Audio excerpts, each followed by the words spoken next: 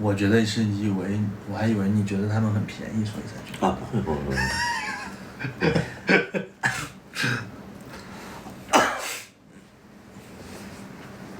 就觉得人贵在有自知之明嘛。啊，对。怪不得我去酒吧都没人跟我打招呼，之前。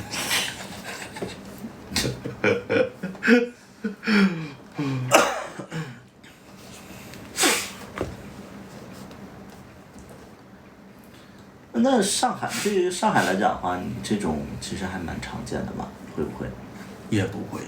就你在上海的酒吧里边，你觉得你算是里边排名很靠前的长相？那会儿我觉得还没有，因为那会儿身材不是还没有。啊，那个时候你还没有那么壮。对。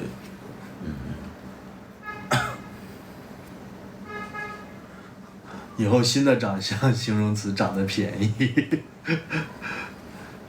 酒吧看到刀这样真的不敢打招呼，得看你去什么酒吧。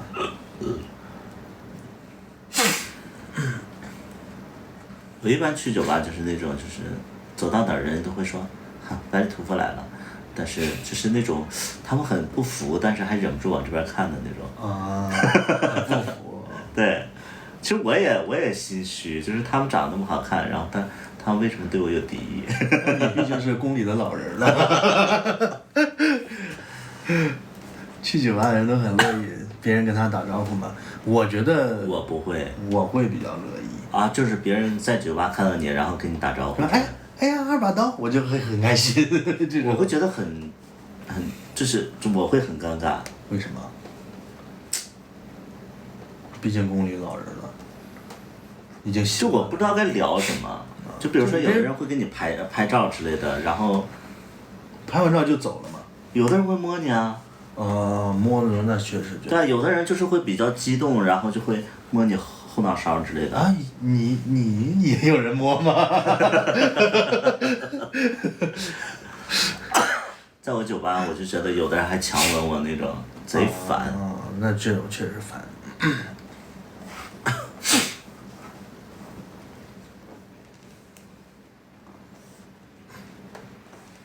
我在酒吧和龙二还有空拍过照，是在哪个酒吧呀？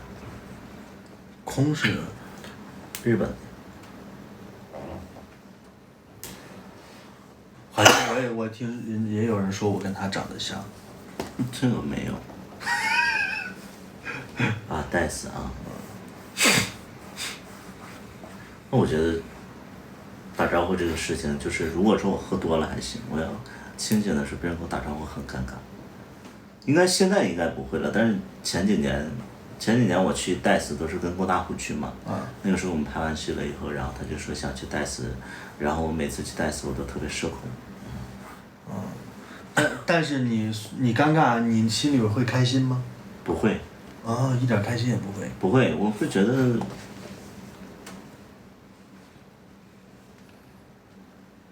不会。如果说是自己喜欢的人跟自己打招呼 ，OK。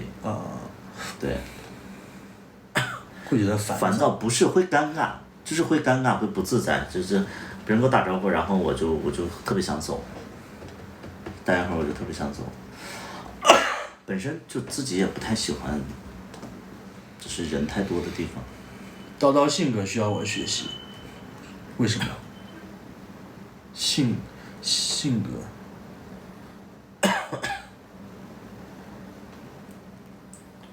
我对象到就扎进舞池。扎进舞池，那你们看到自己对象扎到舞池里会什么感受啊？其实我现在没有办法想象，就是如果说我跟你去酒吧，然后你自己玩得特别嗨。玩得特别嗨是什么？就是在到处扭。对。跳。我会气死。为什么？为什么会气死？就会觉得说，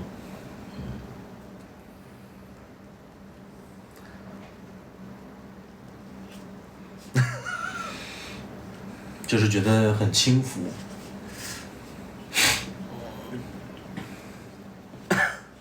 反正我不太喜欢，我找对象我应该也不会找这种。在那里面就是放松啊，跳一跳应该没事吧？是的，牛爷爷说舞池里有人会乱摸，是的。那如果没有人乱摸，你会？没有人乱摸，我会觉得你跟个傻子一样，咋的？因为有人的地方一定会有人乱摸。没有人乱摸的话，就你在台上自己跳，你跟个傻子似的，我会丢人。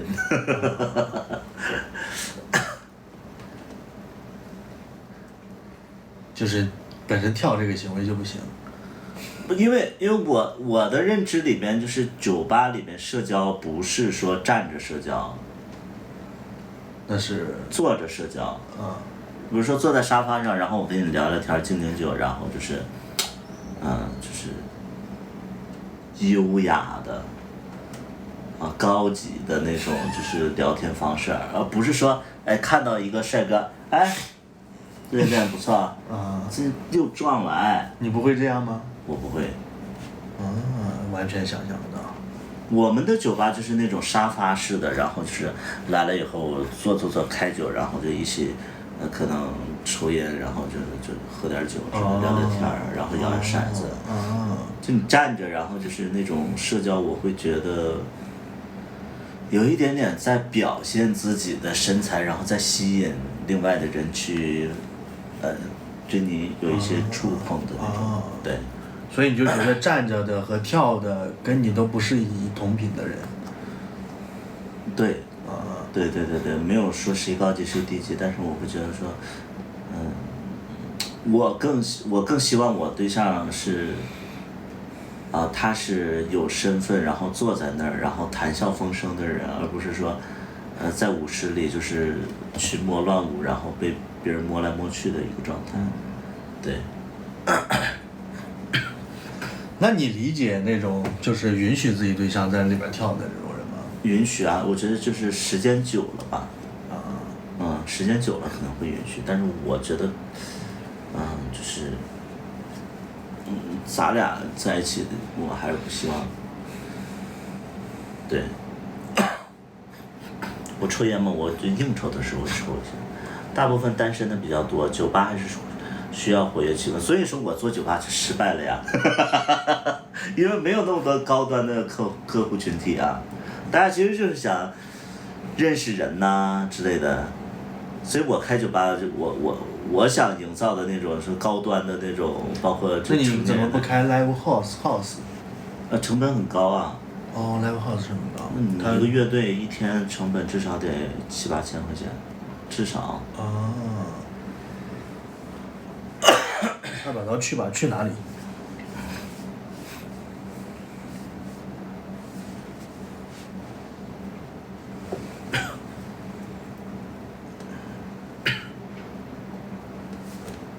去当狗狗。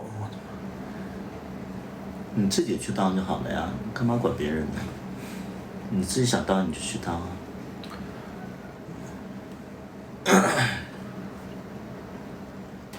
当狗狗，其实我觉得，自己在里面唱什么呀？说你就自己当个乐队在里面唱。你乐队的一个键盘一晚上，你至少得给500块钱，然后吉他给500，然后歌手给500。歌手会比其他人一般要低吗？给的钱？因为歌手竞争力比较大，所以会低一点。乐队的工作人员会高一些。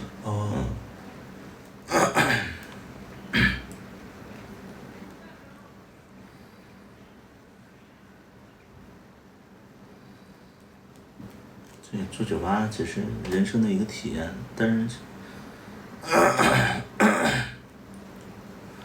最开始是唱歌火起来的吗？算是。我觉得我真的火起来应该是讲故事火起来的。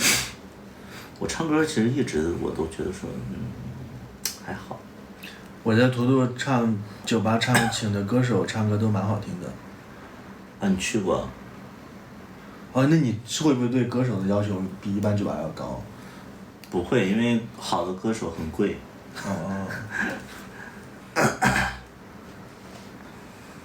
我觉得歌手唱得好的一个，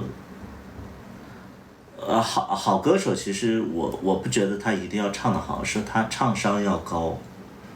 因为一般歌单都是歌手自己选，但是你没事在酒吧里唱悲伤的歌，我就觉得唱商不高。哦，要唱一些就是轻快的，然后有一点点偏小摇滚的那种会更好一点。唱3天3夜。可以啊，你如果是你自己能 hold 得住的，但千万不要唱失恋的歌，会把那个气氛唱死。哦。图不是歌手嘛，我还好，有的时候我会顶一下。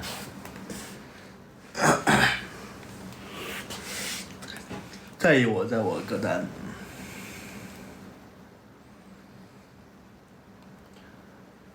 看图图小咖秀模仿可爱的对口型好看。DJ 版凤凰传奇。哎，在你们酒吧唱凤凰传奇可以吗？可以啊，凤凰传奇会引发大合唱的呀。哦。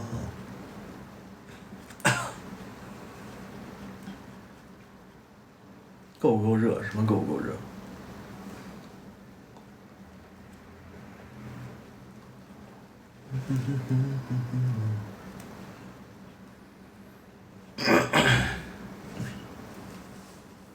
哎，我前两天就想买个这个的，这回不用买了。百里屠夫什么意思？帕帕什么意思？帕帕 CF 什么意思？ CF 我不知道。CF 是一款射击类游戏。谢谢用户3175关注。谢谢3175的关注。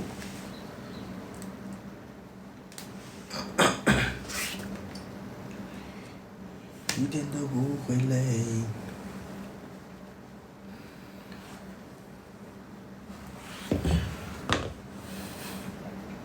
听说你跟你们酒吧的驻唱歌手也谈过恋爱。对啊。他多大年纪啊？26，95年的，94，96年的。他唱歌唱得好听吗？没有多好，但是其实我也挺渣的。他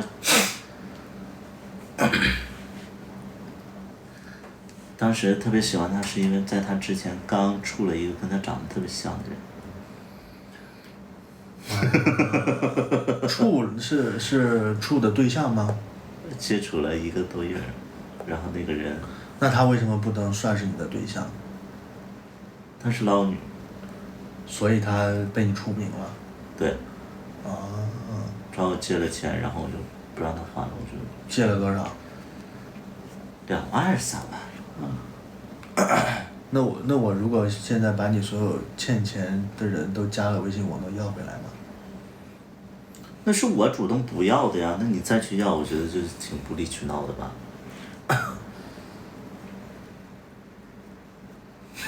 都是我主动不要的呀。所以你跟他好，其实是因为他长得像那个人。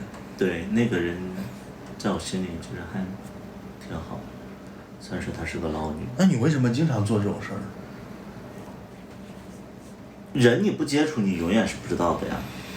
不是，你为什么总是找那种跟前任长得像的人？我觉得长得像其实是一个机缘嘛，是一个缘分，也没有说就刻意要为了谁去，因为广东人长得都挺像的。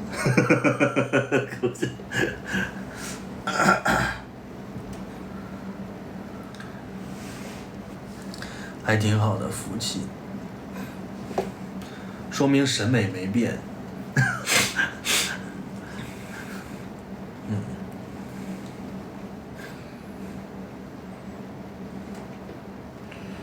那除了你那个第几啊第5任之外，还和我之外，还有谁是长得像你前任的吗？第4任跟第1任长得也像。第4任跟第然后，但我不是说因为他们长得像我才那个就是跟他处的，但是确实第1任、第4任还有小大夫他们仨长得都挺像的。哦，所以你是因为小大夫长得像你第一任、第四任，所以对他有好感的。不是像，是感觉很像，不是，就他们都是戴眼镜，然后是那个可可爱爱、白白净净的那种。啊，那我跟你第三任的感觉像吗？也，你比他更高级一些。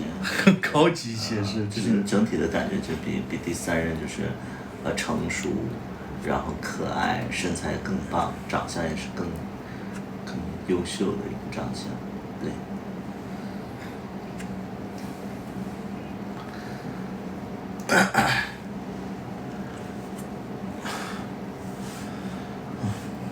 但其实我第三任也不错，但是跟你比还是差一点。当然不错了，我知道啊，你都会给他写歌，肯定是好的。其实每个人都会跟初恋有相似的地方。我跟你初恋有相似的地方。没有，我初恋就是你非常不喜欢的那种，就是戴眼镜、白白净净的那种长相。哦，好像叫那个，跟那个领导。对，跟梁浩哲。图图夸完撇了一下嘴。你撇嘴什么意思啊？二把刀也写了一首，我给二把刀写了2、3首了都，3首了。你撇嘴什么意思啊？没有，就是嘴稍微有一点点疼。今天你已经说你嘴不疼了。啊，就是还是疼。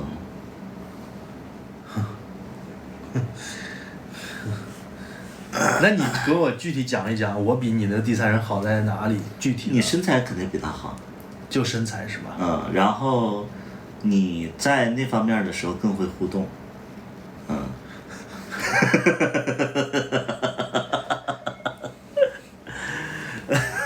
然后呢？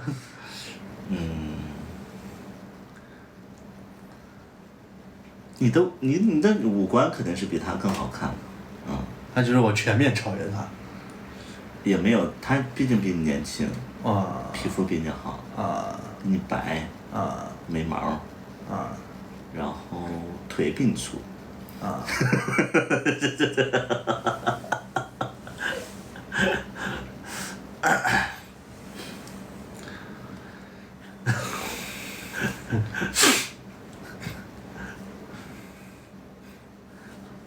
浩浩，不是啊，不是，但是我们说的是一个虚构的人。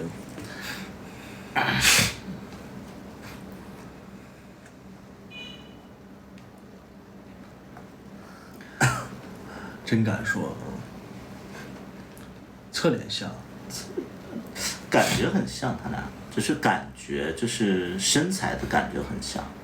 就只是外形方面。对，其实性格不像。性格他是有一点点小公主，但是你是有一点点就是大爷们儿。你俩这点完全不像。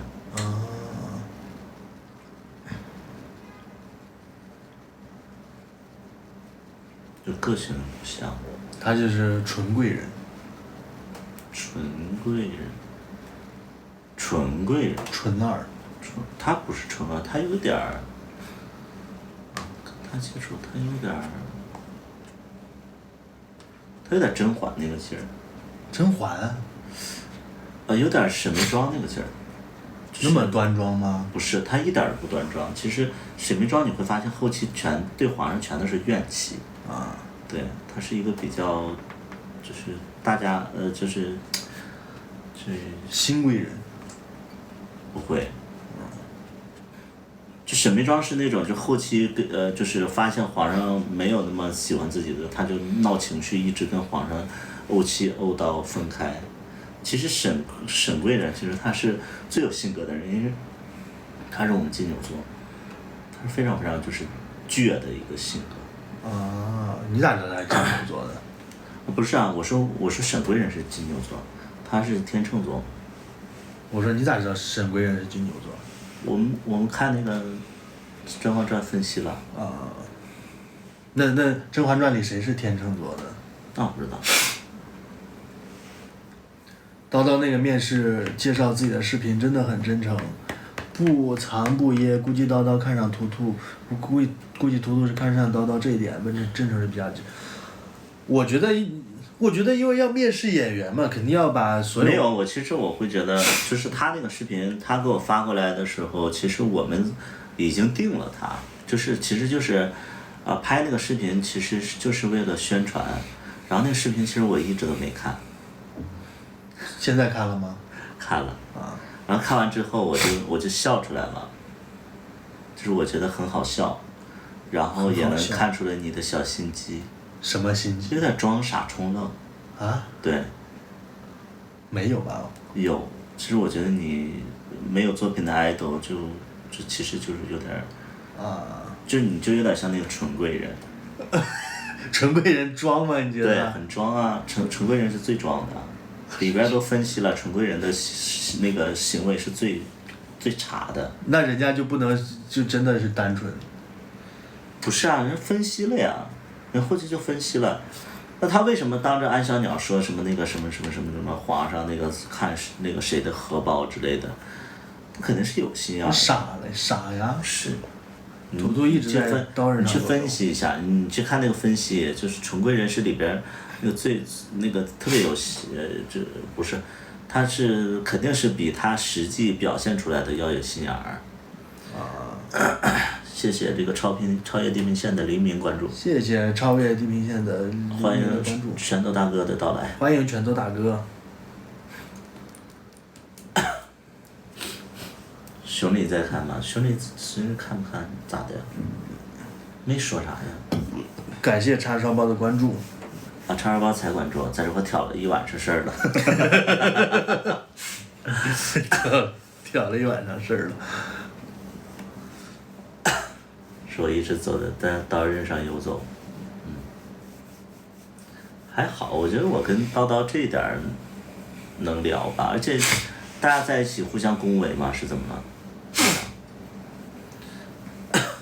能进攻的都不是单纯的。那我是你那个应该不是。我应该不是你的对象里最单纯的。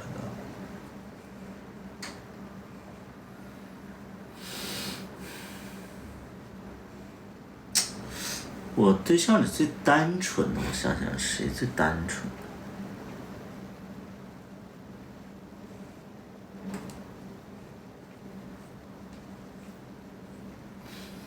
第四人最单纯吧。第四人就是那个深圳那个公园儿，就特别内向的那个。就是让你在厕所他其实是最单纯的，因为他条件比较好吧，就是他物质条件比较好，所以他没有什么线的。对。一想就不是叨叨了。叨叨靠近我，其实还是想为了出名嘛。你前任说的，又不是我说的。小大夫也是你们总粉丝。谢谢思阳连结的点亮。谢谢思阳连结的粉丝灯牌。这么多人啊！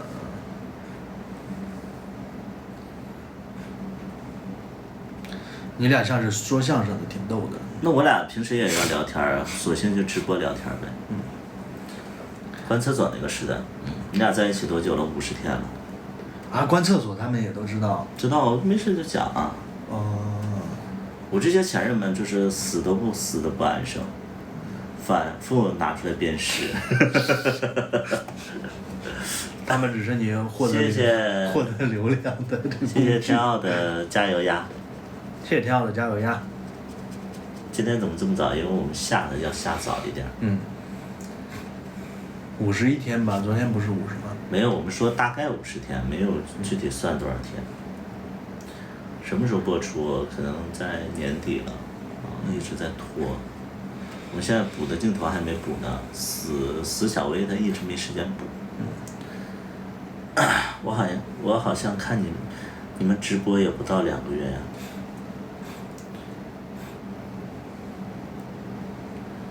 左边的兄弟有对象了吗？我妹妹看上了，可以认识一下吗？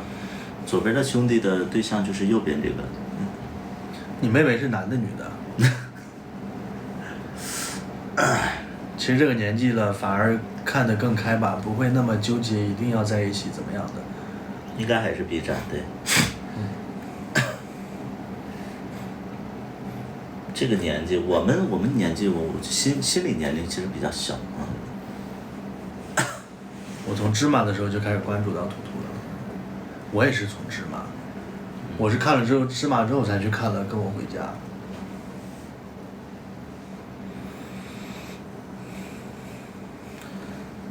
你觉得我适合演短剧吗？这个就懒懒的，我看一下。你点进去。长春的，长得还行啊。你点进去主页看一下。我点不出去，因为我那个在直播，无法转出去。长得还行，这个叫懒懒。就是我不是说你长得多帅，其实你的脸是非常有观众缘的，就这种没有攻击性的长相，然后又顺眼的长相，其实很适合演。哎，你不觉得我长得有攻击性是吗？你有。那你为什么也说我有观众缘？你不是借着那个第三人的光了吗？啊。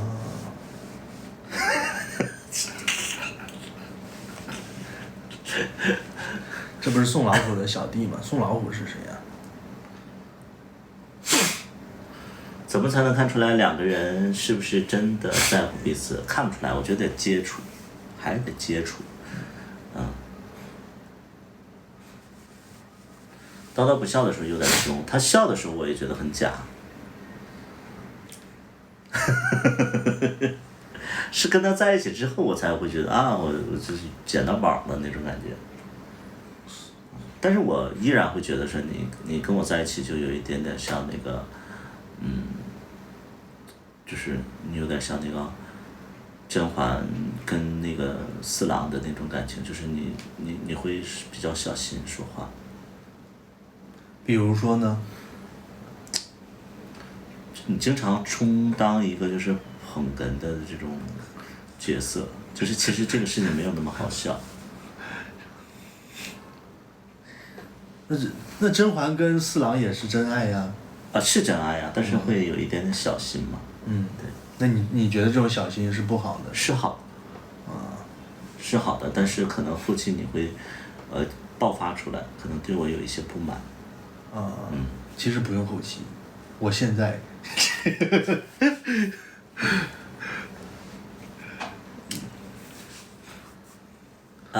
卡爷有女朋友了，微博看到了证据。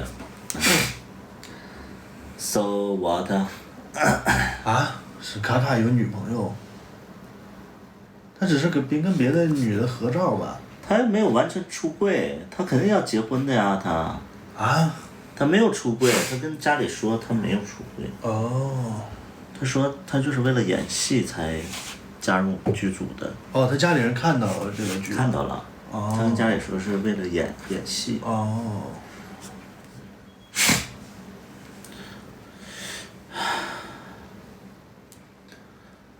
胖多了，对我确实胖多了。左一右零，这反过来半年。他不是有个小男友？在咱们自己的直播间啊，就不要聊别人啊，就是对人家不太好。就可以聊前任，是吧？聊前任，那真的我前任，他们也该倒霉。活该他们倒霉。对啊。谁让他找了你了？对啊，我们共同的回忆，我们回忆，怎么了？前任恨死你了，估计。多死。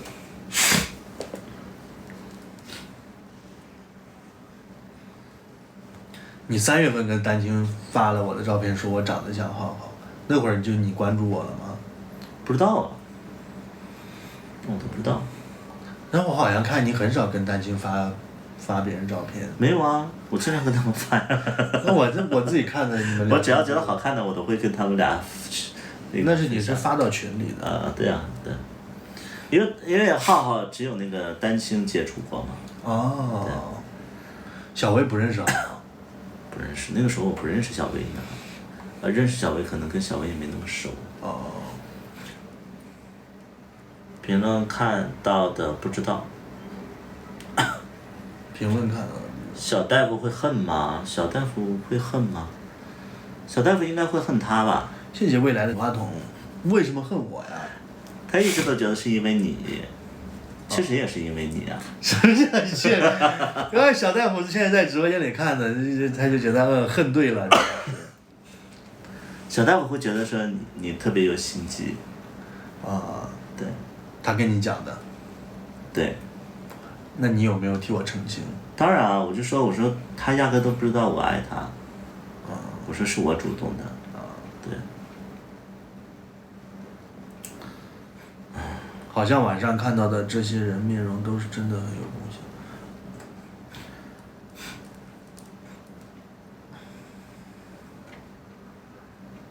谢谢未来的笔话筒啊。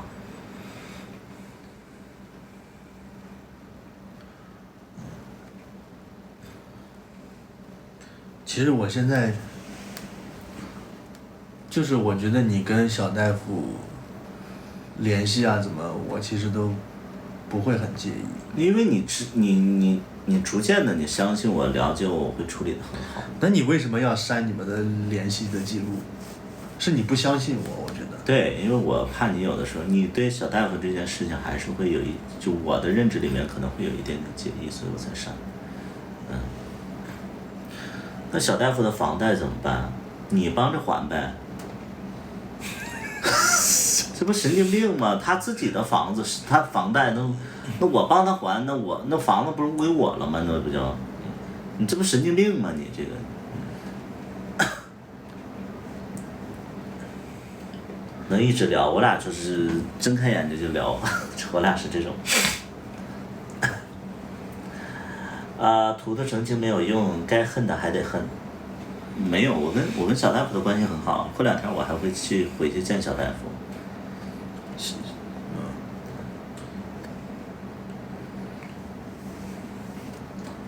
小大夫现在一直都住家里呢。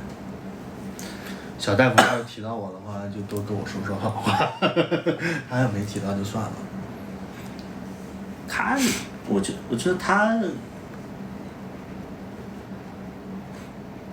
哎，怎么说？他会不会问你最近过得好吗？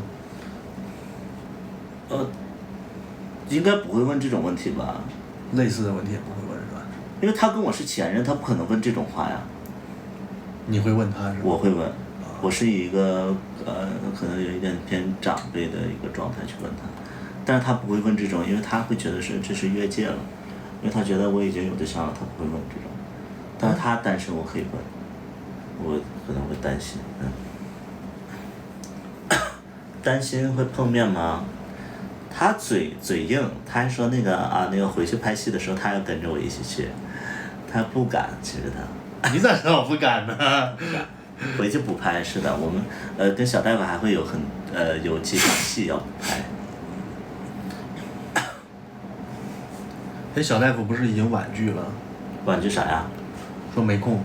还是会那个补拍。老涂这种高情商的坦诚，刀憨憨有时候接不住。不是，我觉得有什么就说什么。如果说他听不懂我在说什么，那就是再说2遍呗，就给他洗脑呗。就给我洗脑呗。反正我会觉得说，就不会有那个太大的问题，因为我觉得对象，我觉得我找对象，我找的对象一般都是会。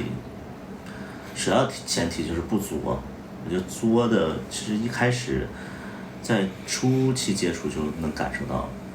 你不就喜欢人家作你吗？是可能有一些情绪上的作，就比如说我要回去拍戏这件事情，你不能阻挠，你一旦阻挠了，就是说明你对你老公的事业不支持。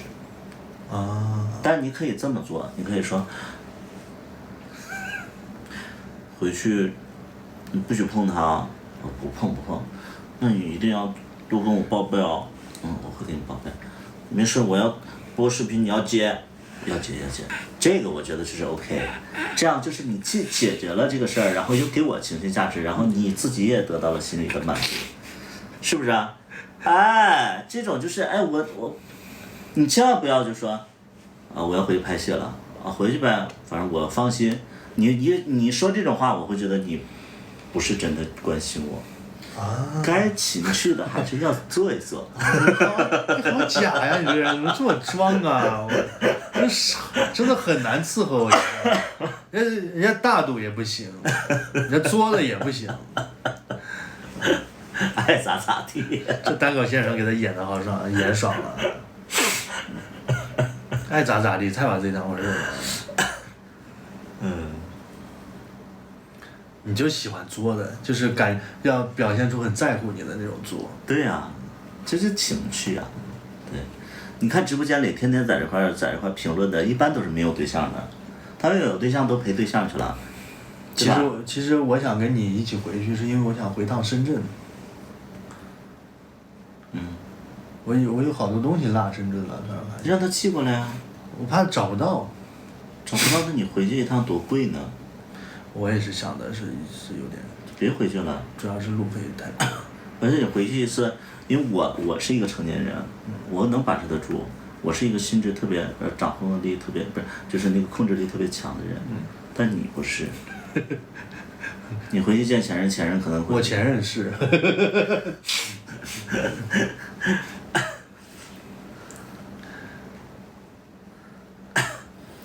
我对象出门有对象谁看直播？对啊，你们其实就是单身狗。哎，拳头大哥就会看直播呀。拳头大哥肯定跟他对象也出了点问题。你怎么这么说？快了，快了都。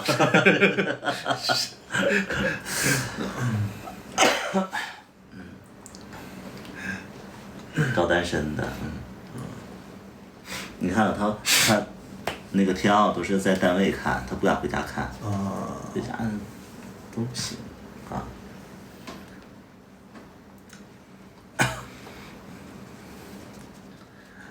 全都听完马上拆 CP。我对象在成都，我在厦门。异地恋我没接触过，但是异地恋我觉得挺考验。你跟你那个不就是异地恋吗？那个嘛，就是第二人。我跟人都不算是一任，人家没拿我当一回事儿。我不跟你说了吗？我就一任，就是小大夫。我是你第二任。你也不一定，因为你还没超过那个多长时间呢。在我的心里的标准就是超过3个月且同居，然后互相喜欢。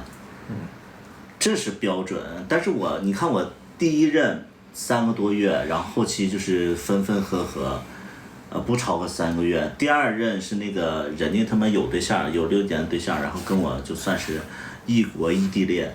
第三个浩浩也没超过3个月，第4任也没超过3个月，第5任也没超过3个月，就一个第6任就是小大夫超过3个月，而且只是2年多，对吧？你还没超过3个月。哎，但除了小大夫之前的那几人，谁对你的印象最深刻？你对谁的印象最深刻？我对谁的印象最深刻？就是小大夫。除了小大夫？没有吧？我觉得你对浩浩的印象最深刻。我不知道哎，我觉得现在就是小大夫，第一个2年多，而且我跟小大夫的接触是2年多，几乎也是。天天在一起的状态。谢谢有风来的浪漫花火，谢谢有风来大哥。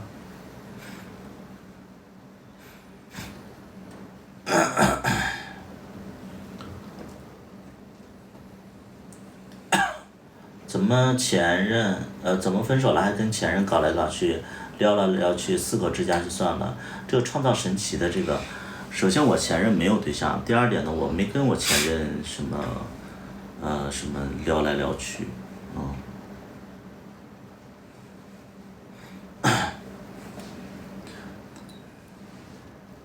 谢谢有风来，妥妥的花心大萝卜，没有花心大萝卜。这谈恋爱这个事儿，其实真的是，你不接触你都不知道。是合不合适的，对。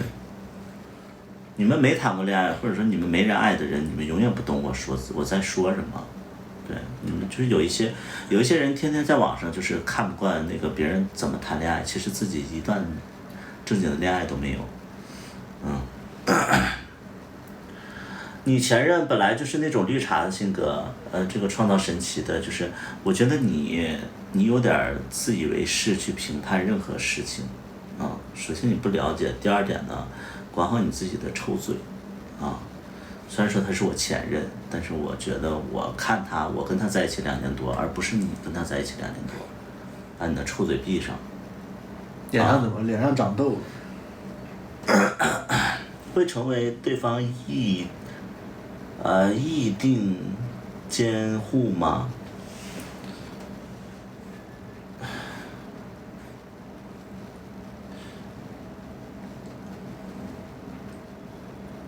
还没到时候去说这种话，我觉得，还没到时候。对，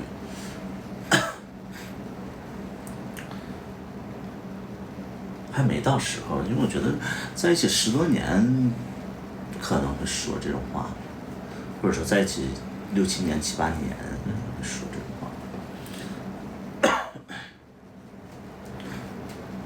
预定监护会通知家人，为什么会通知家人啊？预定监护现在干什么你都不会通知家里人。叨叨前任也是小大夫吧？你这个人好像是脑子有病。叨叨前任，就他说的话是脑子有病啊！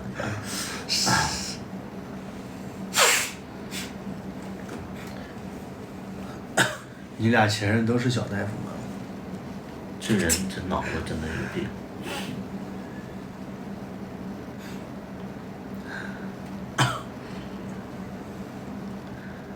什么是预定监护？好像就是那个什么手术台什么签字的那个，大概是这个。预定监护就是你可以给他的手术签名，签自己的字儿，签字同意就是预定监护。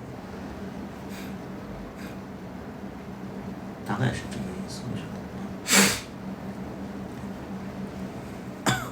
我觉得这个真的很难哎，我觉得这很难去做这个决定，或者说去帮别人做这个决定。我觉得我不敢去做这个决定。那像那个病危通知书肯定是要签字的呀。手术就有的人就是可能说他已经治不好了，他可能会花很多钱，就是再去试一下，但是他已经很遭罪了。那这种情况下我应该是支持还是不支持呢？我不懂啊，因为我觉得病人当下他肯定是会特别疼痛，他难忍，他想快点结束不治了，他肯定就是告诉我说他不治了。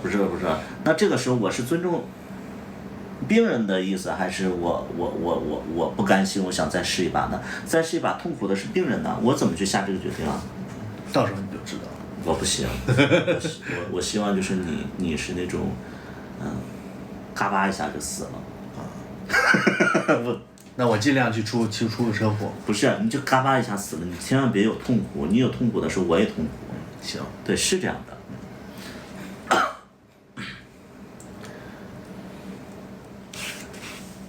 你就好比我家养了一只狗，我没说那个你是狗啊，就是我家养了一只狗，16岁还是18岁了。然后它腹部长满了那个肿瘤，然后那个天天疼得嗷嗷叫。然后我姐就说安乐死，然后我妈就说整它干啥呀？她让它活着呗。后来这个狗活活疼死的，而且那天我就特别难受，因为那个狗一直在那叫，然后我们就知道它挺不过去了，然后那天我也无能为力啊，我只要就是摸它，它就疼痛可能会减少。但你就不能一直陪着他呀，他就是在那块疼死了。那你说到底安不安乐死？那肯定要安乐死啊。那你为什么做这个决定呢？那狗可能不想死啊，我觉得这个东西我太难做决定了，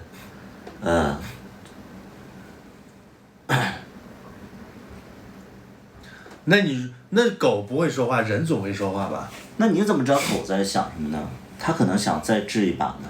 我说人总会说话。不敢去做这种决定，因为真的，不同的人会有不同的想法，就一样的道理，一般狗养的久了都会有感情。因为你也不知道这个狗会不会就是挺过去，然后挺过去它能再活两三个月，你怎么能够保证这种事儿呢？因为。那个兽医他是检查不出来它的寿命还有多长时间的，他只能看见肿瘤。你这个东西你怎么去，对吧？直接拔氧气管，中国好像不允许吧？好像是，现在是中国也有安乐死吧？没有，现在没有，怎么可能有？中国没有。双鱼座，我不是双鱼座，双鱼座那个卡卡是双鱼座。你记得这么清楚？因为他是戏精啊，他自己说他是双鱼座。这啥呀？人气彩蛋，家人们冲洱海量人气哦。没有，咱们其实作为人来讲的话，你没有太怎么下这个决定，对吧？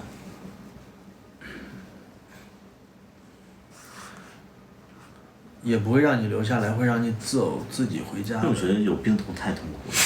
我姥姥也是浑身长了肿瘤，然后跟我家那只狗狗是一样的，也是活活疼死的。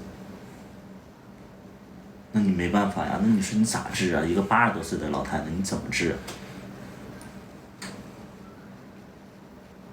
我姥姥就是临终之前还埋怨这几个儿女为啥不给她治一治呢？那你说这种事儿你怎么去说，对吧？80多岁浑身肿瘤，咋整？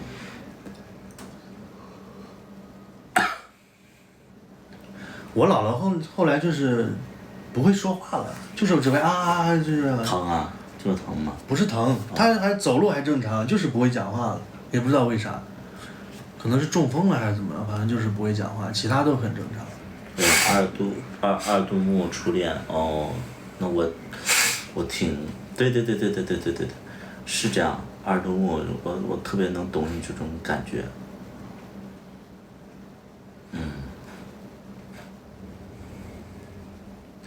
我爷我奶奶最后都是治不好了就在家里躺着，然后就意识也是半昏迷的那种，就是每天输液，然后有时候就是留到最后的人都是痛苦的，反而留下来。换个话题，对，今天太沉重了，太沉重。找啥？弄个名贴儿去。哎呦，做的屁！太沉重了。做的屁！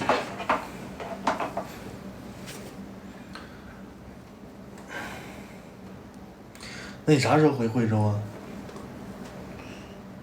下个月吧，下个周吧。下个周。那我们去泰国就等到你放寒假再去吧。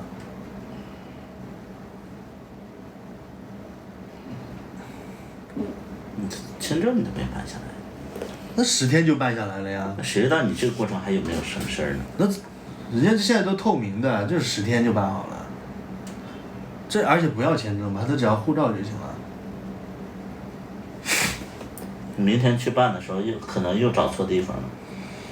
你再找错地方也顶多慢个1-2天。上学上1年，我上到明年的7月份。泰国免签。免签意思就是拿着护照就可以走是吧？对。也不用办什么手续。落地签。落地签是怎么弄？在机场吗？对，不用出去是。没去过，没出过国。我也没去过泰国呀。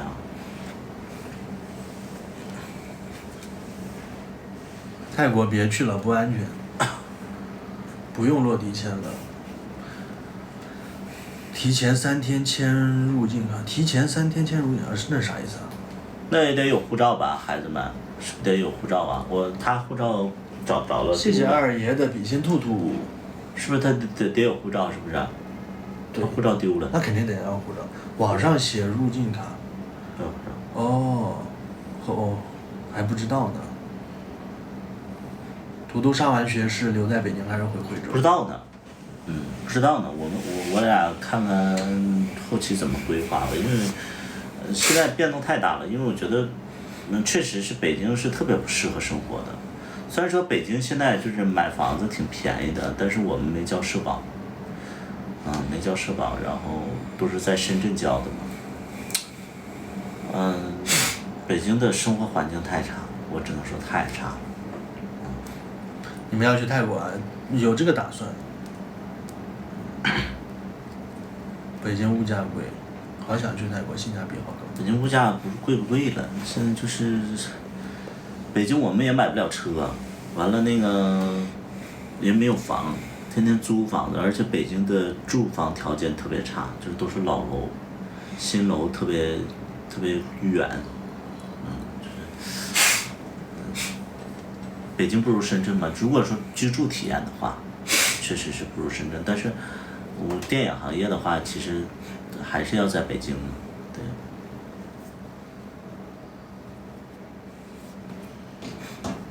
有车都限号。哎，那北京买二手车不带车牌吗？不带。啊？那你车牌也不能买？二手车是二手车，车牌是车牌，你怎么可能买车牌呢？车牌不能买是吧？不能。还在拍戏嘛？还有一些戏要补拍，可以租也不行。对，车牌比车都贵是。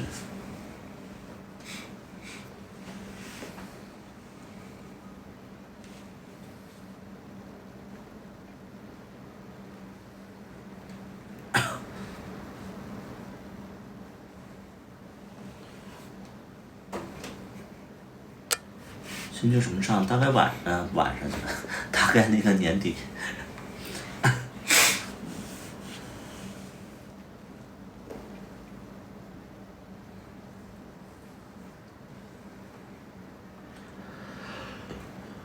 新剧。我其实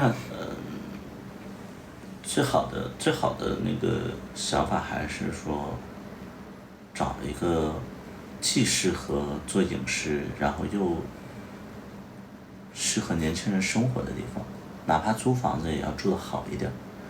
你在北京，其实你是租房子，你租不到好的房子都破破烂烂的，然后交通也这么差，空气也这么差，环境也这么差，气候也这么差，都差。你说在这你，哎呀，对，可能是杭州，杭州现在拍摄影视拍摄还是 OK 的，可能，但杭州吃的又难吃，就很难去抉择，你知道吧？我俩不能天天做饭吧，那肯定会出去吃一下。杭州有外地菜。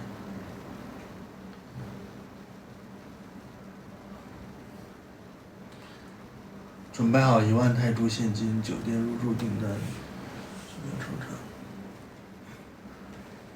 连云港可以，连云港可以拍摄吗？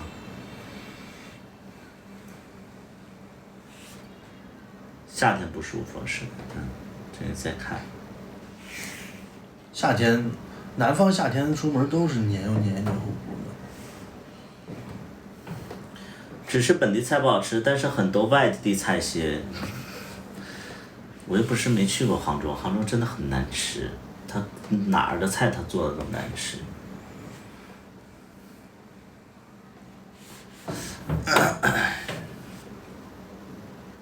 你是不是中国所有城市都去过了？没有啊，我没去过甘肃，没去过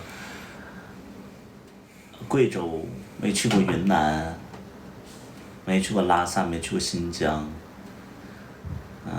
没去过江苏也很少去，安徽也很少去，湖南也很少去，江西也很少去，福州没去过。福州是市吧？就反正是那个福建没去。打车去上海吃，杭州到上海半个小时是不是？坐高铁。坐高铁是，坐高铁是。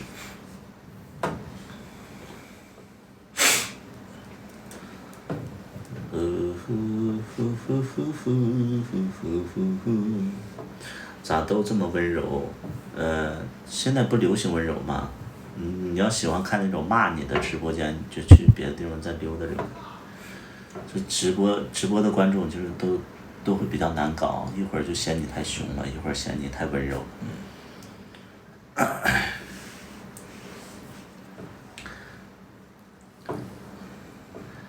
云南大理度假区，我们是要生活，我们要讨生活的。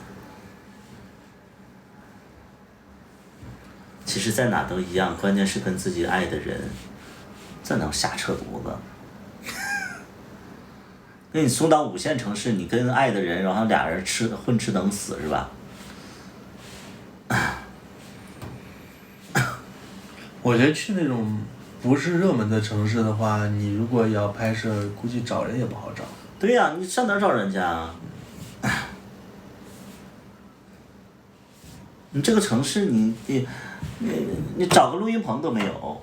我在北京，你看就是录歌的时候，我有好多录音棚可以选，在深圳就很少了，就选择就少了一大半儿。你要是去那个什么呼和浩特、哈尔滨什么的，那小棚乱七八糟。那深圳这个录歌生意好吗？哪儿？深圳。so 吧。它需求也没那么大意思。对，就是因为它没有这方面需求，所以它标准肯定会拉低嘛。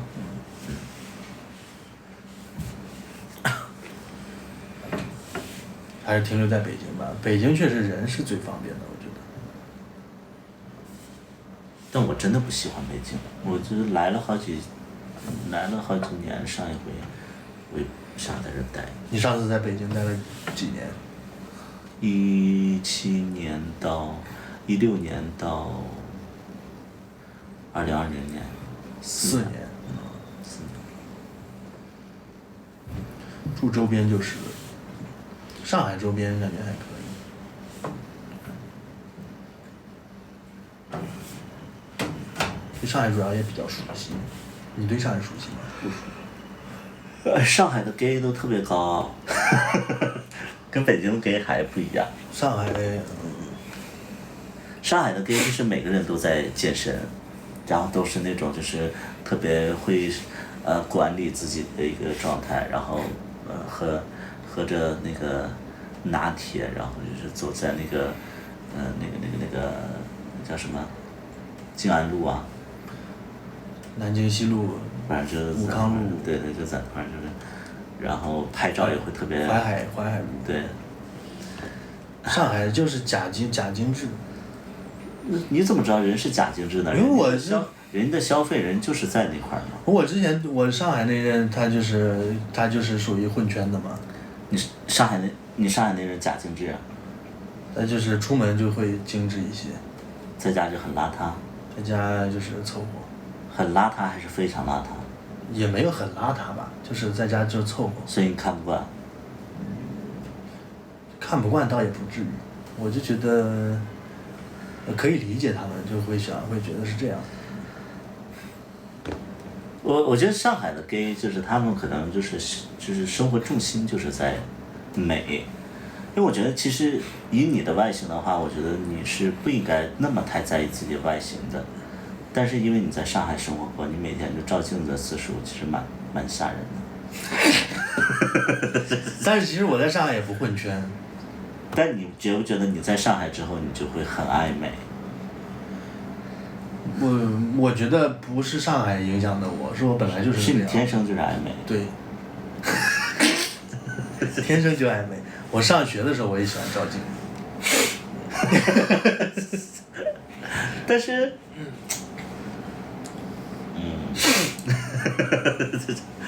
感觉就是跟你不太符啊，跟你的性格不太符。我也只是照镜子啊，但是我化妆品其实也没有。你化妆品比我多吧？那是护肤品。对啊。又一个水一个油。对啊。那还。我连这些都没有。那是你太糙了，我这就是正常，人家现在正常男的都是这个样子。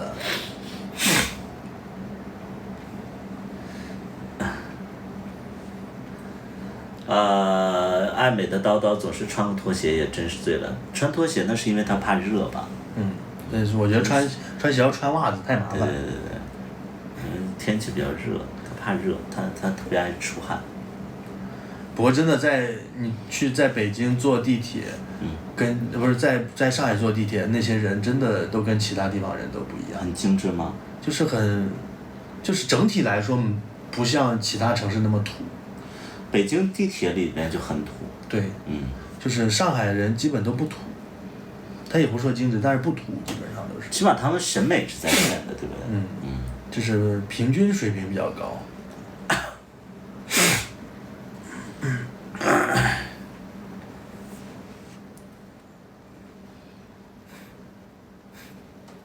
我洗手台全是护肤品。我以前护肤品，我在上海的时候护肤品也比较多。就会有什么？因为你前任，我上海那任他也比较喜欢捯饬。是。他有一些什么雅诗兰黛的樱花水，然后还有各种面膜，好像还有什么酸，就是那个红瓶子一片一片的那个布，然后往脸上贴。水杨酸。对，水杨酸。然后反正就是。但其实我挺喜欢。自己另外一半其实是精致的人，因为我觉得我非常不精致。如果说我对象精致的话，也能把我带得精致一点。行。对。找30到45岁的叔叔谈恋爱。30的已经要。你多大呀？这叫损的。我损。谢谢8974的关注。谢谢用户的人。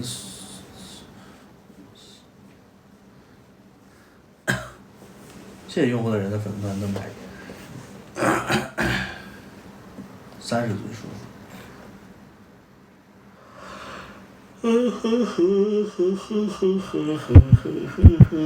谢谢二爷的热气球。谢谢二爷的热气球。哎，那你如果被别人叫叔叔，你会有什么心理波澜吗？我会爽。那叫，就是别人就管我就是管我叫那个叔叔啊，什么大爷啊什么的，我都会爽。叫哥呢？一般。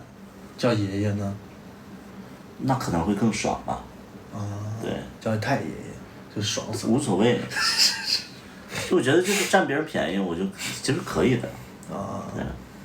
但你要说就是说什么叫哥哥，我没什么感觉，甚至我觉得叫哥哥的人很婊。我觉得这其实是一种大男子主义的体现。我告诉你，就是你们天天说大男子主义，其实你们心里能靠近大男子主义的人，其实你们心里就是有一点小女生。你们自己没有了解过自己，其实你心里就是一个小女生。你经常用性别来定义别人，我觉得这也是大男子主义的一种体现。小女生也算是。小女生当然是性别了。小女生，行吧。行吧。那我觉得你有一点太强势了，你不是大男子主义，你是强势。我还强势啊？对啊。我都让你去徽州了吗？不是。不是啊，你每天都逼着我说该交公粮了之类的，就那种。我给我压力，思想压力，生活上的压力。我觉得就是要给你这种压力。